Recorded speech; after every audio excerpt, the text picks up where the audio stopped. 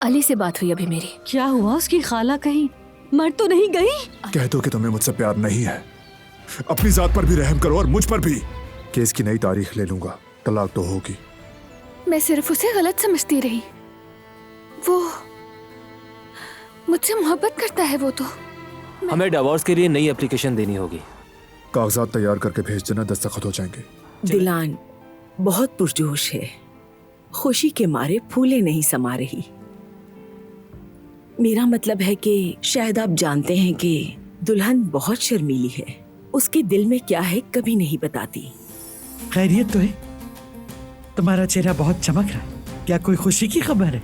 मुझे कुछ कहना होगा, कुछ कहना होगा उससे, लेकिन मैं उससे कैसे कहूंगी? अगर आप इस पर साइन कर दें तो मैं फौरन इसे जमा करवा दूंगा। दिलान तो अभी यहाँ नहीं है, मैं शाम में दस्तखत करा के कल तक भिजवा दूंगा। वो कहानियाँ अधूरी जो न हो सके कि पूरी, उन्हें मैं भी क्यों सुनाऊं, उन्हें तुम भी क्यों सुनाओ।